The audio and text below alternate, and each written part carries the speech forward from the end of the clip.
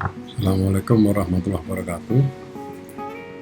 Ketemu lagi dengan saya Sumardianto. Pada video kali ini kita akan membahas bagaimana menyusun kriteria ketercapaian tujuan pembelajaran atau KKTP. Nah, rujukan yang kita pakai adalah dua buku ini, Panduan Pembelajaran dan Asesmen tahun 2021 dan 2022. Ada perbedaan isi, namun dua-duanya saling mendukung, karenanya kita pakai dua-duanya. Baik, mari kita mulai. Bapak Ibu, kalau kita menyusun perencanaan asesmen itu harus bersamaan dengan saat kita menyusun rencana pembelajaran. Dalam kurikulum Merdeka memang dijelaskan di dalam prinsip pembelajaran dan prinsip asesmen bahwa asesmen itu bagian tak terpisahkan atau kesatuan dari proses pembelajaran. Jadi sekali lagi, kalau kita nyusun asesmen harus bersamaan saat nyusun RPP atau modul ajar. Nah, karena itu yang perlu diketahui awal adalah tujuan pembelajaran. Tujuan pembelajaran yang sudah bisa diambil dari ATP, alur tujuan pembelajaran yang disusun dari CP. Nah, begitu kita mengambil satu TP, satu tujuan pembelajaran, maka kita harus segera menetapkan teknik asesmennya nanti seperti apa, atau nanti ngesesnya, menilainya itu dengan cara apa. Dengan cara apa itu nanti akan berpengaruh pada KKTP yang akan kita buat. Dan KKTP itu dibuat per indikator. Karena itu nanti begitu kita memiliki TP, maka akan bagus kalau kita breakdown atau merinci lagi menjadi indikator-indikator pencapaian kompetensinya, karena nanti itulah yang dipakai dasar menyusun KKTP. Nah, setelah kita berhasil menyusun rencana maksudnya adalah menyusun KKTP dan memikirkan bentuk tesnya, maka kita memulai pembelajaran. Pembelajaran akan dimulai dengan asesmen awal. Asesmen awal ini dilakukan untuk melihat kebutuhan belajar anak. Kebutuhan belajar itu selisih antara kompetensi awal atau kemampuan prasyarat anak dengan materi yang akan diajarkan oleh guru pada pertemuan itu. Setelah asesmen awal, itu biasanya nanti akan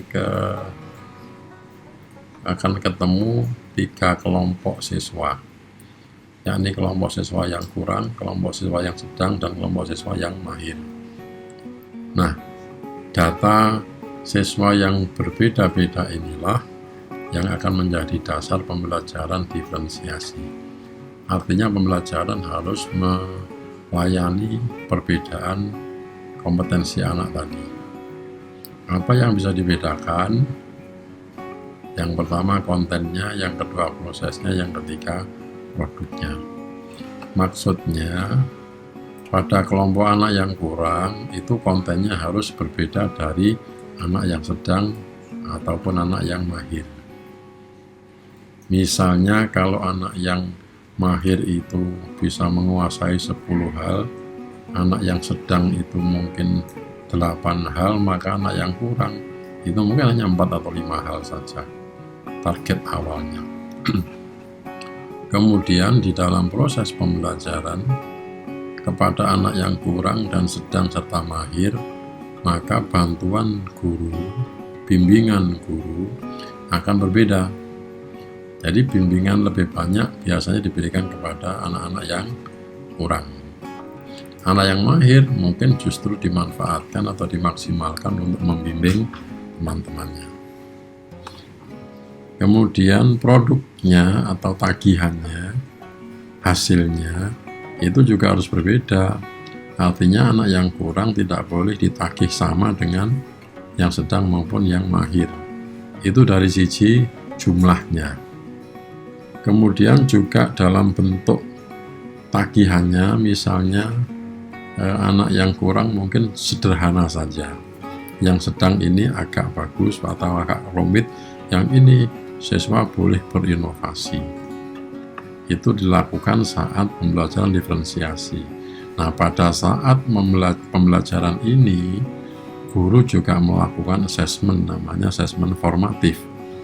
Melihat bagaimana proses pembelajaran berlangsung, kemudian datanya itu sebagai perbaikan proses berikutnya.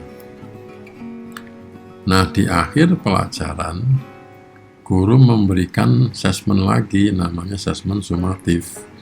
Dan assessment inilah yang betul-betul dilihat untuk mengukur ketercapaian tujuan ini dibandingkan dengan KTP hasilnya anak ini. Sehingga kalau ini akan menghasilkan angka. Jadi jelas KTP disusun di awal, gunanya nanti di akhir pembelajaran untuk panduannya atau bandingannya ketika anak-anak mendapatkan hasil. Apakah anak sudah mencapai pada kategori yang mana? Nah, karena itu mari kita sekarang akan mendalami dan bagaimana menyusun KTP ini. KKTP itu bisa disusun dengan 3 pendekatan. Yang pertama, deskripsi kriteria, yang kedua rubrik, yang ketiga skala interval nilai. Skala atau interval nilai. Nah, pada deskripsi kriteria, guru membuat kriteria-kriteria dan peserta didik yang belum mencapai kriteria berarti dianggap belum mencapai tujuan. Pada pendekatan rubrik, itu guru membuat interval deskripsi capaian terhadap kompetensi yang dituju. Biasanya ini untuk misalnya praktek atau mungkin produk gitu, menghasilkan produk, maka akan ada tahapan-tahapan kompetensi. Nah, itulah yang bisa dibuat rubriknya, sehingga nanti akan dilihat seberapa jauh dia sudah mencapai tahapan itu. Nah, yang 3 itu sama dengan rubrik, inti persisnya sama, tetapi kemudian tahapan itu diberi interval nilai, sehingga ada angkanya di sini. Yang di sini tidak ada angkanya. Mari kita lihat contohnya. Nih, contoh yang deskripsi. Nah, misalnya saja tujuannya adalah ini, siswa mampu menulis laporan, hasil pengamatan dan wawancara. Guru akan membuat kriteria bagaimana bisa melihat siswa itu sudah mampu menulis laporan. Makanya kriteria pertama adalah nanti tulisannya harus runtut. Yang kedua, hasil pengamatannya harus ditunjukkan. Ketiga, hasil pengalamannya juga ditunjukkan. Yang keempat, hubungan kausalitas harus logis, disertai dengan argumen yang logis juga. Nah, 4 hal inilah yang akan dilihat guru untuk bisa melihat apakah siswanya sudah mampu menulis atau belum. Ini deskripsi ini kemudian dibuatkan tabelnya seperti ini. Jadi ada 4 kriteria tadi ya, menulis runtut, pengamatan, pengalaman, dan hubungan kausalitas. Lalu diamati apakah sudah muncul atau belum muncul, ataukah memadai atau belum memadai. Setelah itu kita beri centang-centang. Nah, kalau dari data ini kesimpulannya adalah guru membuat kesimpulan ini, peserta didik dianggap mencapai tujuan pembelajaran jika minimal 3 kriteria sudah memadai. Seperti ini berarti siswa belum mencapai tujuan. Contoh kedua adalah yang rubrik. Sekali lagi, rubrik ini digunakan jika yang mau dituju itu kompetensinya berupa proses atau mungkin tahapan ini. Nah, kembali pada yang menulis tadi, menulis laporan itu tidak tiba-tiba nulis. Ada tahapannya tadi itu, yang runtut, yang pengamatan, yang pengalaman, yang hubungan kausalitas. Tetapi yang kali ini dibuatkan rubriknya. Dalam rubrik itu ada 4 tahapan pencapaian. Jadi capaiannya ada yang baru berkembang, ada yang layak, ada yang cakap, dan ada yang mahir. Nah, bagaimana anak mahir, bagaimana dikatakan layak, itu dilihat 4 kriteria ini dari hasil laporannya. Contohnya ini, nah, guru menetapkan 2 aspek ini ya. Begitu membaca laporan siswa itu yang dilihat adalah isinya dengan tanda bacanya atau penulisannya. Masing-masing aspek ini ada intervalnya. Jadi anak yang baru berkembang itu jika isinya adalah belum mampu menulis teks. Layak itu mampu menulis teks, tapi hasil pengamatan dan pengalamannya belum sudah jelas, tapi masih mampu menulis eksplanasi hasil pengamatan dan pengalaman secara jelas. Laporan menunjukkan hubungan yang jelas di sebagian paragraf. Jadi hanya di sebagian paragraf ini laporan jelas menjelaskan hubungan disertai dengan argumen yang logis sehingga dapat meyakinkan. Ini disertai dengan ini argumen yang logis. Nah, yang ini lebih lengkap lagi, ada tanda fathah-fathah. Dari sisi bahasa dikatakan anak baru mencapai berkembang itu jika belum menggunakan tanda baca dan huruf kapital, atau sebagian besar masih salah. Sementara kalau yang mahir itu berarti semua tanda baca dan huruf kapital digunakan secara tepat. Nah, nanti guru menetapkan anak sudah dikatakan mampu atau berhasil mencapai tujuannya ini jika kedua kriteria di atas mencapai minimal tahap cakap. Jadi ini menjadi tahap minimalnya. Kalau masih di sini berarti anak dianggap belum mencapai tujuannya. Nah, yang terakhir adalah contoh interval nilai. Interval nilai itu dipakai jika data nilai yang diambil itu boleh dari tes, boleh dari rubrik. Jadi rubrik yang tadi itu boleh dipakai kemudian ditambahkan dengan interval nilainya, atau dari tes juga, misalnya tes pilihan ganda atau mungkin tes menjodohkan. Setelah mendapat data nilai tadi, pendidik menentukan terintervalnya dulu dan tindak lanjutnya seperti apa. Kalau sudah ditetapkan, maka hasil nilainya akan dibandingkan dengan interval ini, lalu untuk ditindaklanjuti. Jadi yang contoh berikut adalah yang misalnya tes bentuk asesmennya berbentuk tes tulis atau ujian. Maka langkah-langkahnya pertama guru menentukan interval. Yang kedua, setelah mendapatkan nilai, pendidik dapat langsung menilai hasilnya dan menentukan tindak lanjutnya. Tindak lanjut itu terkait dengan bagaimana intervensi yang diberikan. Ini contohnya ya. Jadi misalnya anak yang mendapat nilai tentang ini, berarti dia kriterianya belum mencapai tujuan dan remedi di seluruh bagiannya. Pada kategori kedua, anak juga belum mencapai tujuan, tapi remedinya sudah di beberapa bagian-bagian yang diperlukan. Pada kategori ketiga, ini anak sudah mencapai tujuan dan tidak perlu remedi. Nah, yang ini sudah mencapai tujuan dan perlu pengayaan tantangan karena anak sudah dianggap bagus. Dan maka KKTP-nya dianggap tercapai tujuannya itu jika mendapat nilai 66 sampai 85 atau minimal 66.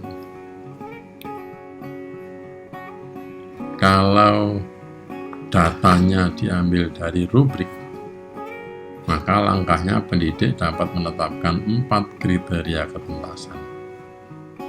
4 kriteria itu kemudian dibuat skala pencapaian, misalnya 1-4. Pendidik membandingkan hasil tulisan peserta didik dengan rubrik yang menentukan ketercapaian tadi. Ini contohnya yang lebih jelas. Jadi misalnya tulisan anak tadi sudah dinilai, kemudian si guru membuat rubriknya ini seperti yang di ketiga contoh sebelumnya. Jadi tulisannya runtut, laporannya menunjukkan hasil pengamatan, hasil pengalaman, serta hubungan kausalitas yang logis. Lalu dibuatlah interval capaian atau kategori capaian. Kategori 1 berarti belum muncul ini, kalau kategori 2 ini sudah muncul sebagian kecil, ini sebagian besar muncul, dan ini seluruhnya sudah muncul. Jadi pada contoh ini tulisan anak itu belum runtut, baru sebagian kecil yang runtut. Tapi laporan pengamatannya sudah muncul sebagian besar, dan pengalamannya ditunjukkan dengan jelas, ini sudah semuanya. Maka dari data ini kemudian dihitung, ini penjelasannya ya. Intinya ini kan jumlahnya 4 kriteria, lalu ini ada interval 4, maka nilai maksimalnya adalah 4 kali 4, 16. Nah kalau ini mendapat 4, 3, 7 tambah 4, 11, berarti 11 per 16 kali 100. Setelah mendapat angka itu, kemudian dicocokkanlah dengan interval yang sudah ditetapkan itu. Nah, dia pada kategori yang mana? Lalu ini tindak lanjutnya. Oke, ini jadi bagaimana membuat KKTP, dan ini dibuat di awal. Ini contoh lain. Jadi sekali kesimpulannya, kalau kita membuat KKTP, pertama kita harus memahami tujuan dulu atau kompetensinya. Kemudian buatlah indikator atau bukti yang menunjukkan penguasaan kompetensi itu. Lalu tentukan teknik assessment-nya. Kemudian buatlah skala capaiannya atau 4 kategori tadi. Kemudian masing-masing kategori dibuat deskripsinya. Misalnya saya ambil yang contoh gampang ini ya. Misalnya anak menyusun laporan juga. Tapi pikiran saya akan menilai laporan anak itu dari 3 indikator ini. Jadi isinya seperti apa, organisasi tulisannya seperti apa, kemudian tata bahasanya. Jadi kalau isinya lengkap, mungkin ditambah dengan bukti-bukti, contoh-contoh, berarti dia dapat 4. Isinya lengkap, namun tidak ada buktinya, berarti dia 3. Isinya hanya sebagian yang betul, dan ini isinya memang tidak lengkap semua sekali. Bagaimana tata urutan tulisannya atau sistematikanya? Misalnya kalau tulisan ada 4 bagian, maka nilai 4 berarti 4-4-nya muncul. Kalau hanya 3 bagian yang muncul, nilainya 3. Demikian seterusnya, termasuk tanda baca. Lalu nilainya bagaimana? Sama. Kali ini 3, ini 4, berarti kan 4 kali 3, 12. Skor perolehan dibagi skor maksimal dikali 100. Hasilnya nanti dicocokkan dengan ini. Boleh menggunakan rentang ini. Nah, Bapak Ibu, angka-angka ini itu haknya guru untuk menetapkan. Tergantung pada karakteristiknya dari kompetensi ini dan kontennya. Bisa jadi materi A seperti ini, materi B mungkin tidak seperti ini kategorinya. Karena materi B itu mungkin lebih gampang, jadi untuk mendapatkan nilai baik itu gampang, mungkin nanti 81. Di sini mungkin 91 baru dianggap sangat baik. Yang paham adalah Bapak Ibu semua. Mari kita berlatih, silakan buka RPP-nya, lihat tujuannya. Kalau sudah ada KKTP-nya itu berarti dikritisi. Kalau belum ada, silakan berarti dicoba membuatnya. Nah, untuk membuatnya latihannya kita menggunakan tabel seperti ini untuk membantu aja. Jadi pertama tujuan pelajarannya apa diambil, kemudian indikatornya apa atau tahapan pencapaian tujuan ini, kemudian asesmennya ini apa. Nah, asesmen ini harus menyambung tiap-tiap indikator. Kalau satu tujuan ada 2 indikator, maka tekniknya ya harus dua-duanya seperti apa. Bisa jadi yang indikator 1 ini tulis, mungkin indikator 2 adalah praktik.